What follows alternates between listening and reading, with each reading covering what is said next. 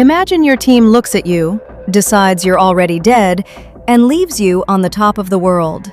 No rescue, no goodbye, just the wind, the cold, and the darkness. Your wife gets the call. Your children are told you're gone, but the next morning, you stand up. This is the true story of Beck Weathers. Here's what most people get wrong about Everest. They think it kills with drama, an avalanche, a fall, a sudden disaster. But most of the time, it doesn't. Everest kills quietly. It takes your fingers first, then your judgment, then your will to fight. And by the time fear arrives, you're already too tired to use it. Beck Weathers was a pathologist from Dallas, Texas, a doctor who spent his career studying death. He was 49, successful, respected, but inside, he had been quietly fighting depression for years. Not the dramatic kind people notice, the silent kind, the kind that lets you smile at dinner while feeling absolutely nothing. Climbing was his escape. The higher he went, the quieter his mind became. So when the chance came to climb Everest in 1996, he didn't hesitate. His wife Peach knew the truth. He wasn't climbing to reach the summit. He was climbing because he hoped the mountain would fix something inside him. He kissed her goodbye, hugged his kids, and flew to Nepal, not knowing Everest would break him first. May 10, 1996, the deadliest day in Everest history at that point. 8 climbers died, 1 storm, 1 night. Beck was part of Rob Hall's expedition, one of the most respected guides on the mountain. Experienced team, proper gear, solid plan. But as they climbed higher, Beck's vision began failing. A previous eye surgery had left his corneas vulnerable to altitude. At 28,000 feet, he was nearly blind. Rob Hall made the call. "Stay here, don't move. We'll collect you on the way down." So Beck sat down in the snow and waited. Then the storm came. Winds screaming at 100 kilometers per hour. Visibility, 0. Temperature, -40. Beck was still sitting exactly where Hall had left him. Alone, half-blind, freezing. Other descending climbers found him.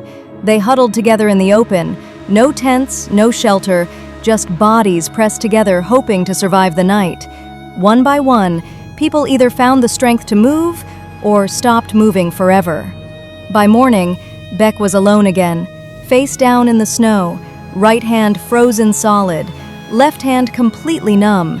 His face, a mask of blackened ice. A rescue team found him. They checked his pulse. They looked at his injuries. And they left him. Not out of cruelty, out of reality. Beck Weathers was, by every medical indicator, already dead. They radioed base camp. "Beck Weathers is dead." That message reached Dallas. Peach was told her husband was gone. She told their children. She began making arrangements. And on the mountain, Beck lay alone, frozen, forgotten. If you are still there, please hit the subscribe button. Nobody knows exactly what happened next. Even Beck can't fully explain it. Somewhere in that frozen darkness, he saw Peach. He saw his kids. Not like a dream, sharper than that. And one thought cut through everything. If I don't get up right now, I will never see them again. So he got up. A man declared dead, half-blind, frozen hands, destroyed face. He stood up, and he started walking. He didn't know which direction was camp. He couldn't feel his legs. Every breath burned. But he walked, stumbling, falling, standing again. No drama, no music, just a broken man refusing to lie down and die. And somehow, he found Camp 4. He staggered through the tent door and collapsed. The climbers inside stared in complete silence. A dead man had just walked back into camp.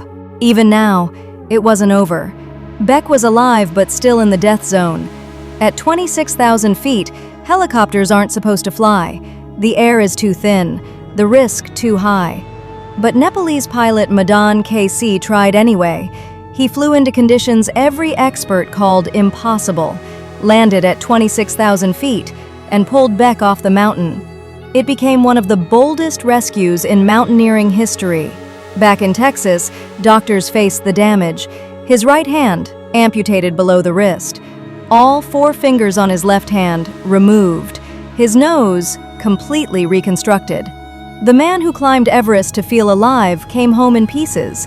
He had to relearn everything: how to dress himself, how to hold things, how to exist in a world built for people with hands. But here's what Beck says himself, the part that changes people. Everest didn't destroy his marriage, it saved it. Because the depression that had chased him for years, gone. Not because the mountain cured him, but because nearly dying showed him exactly what he was about to lose. Peach, his kids, a life he had been too numb to appreciate.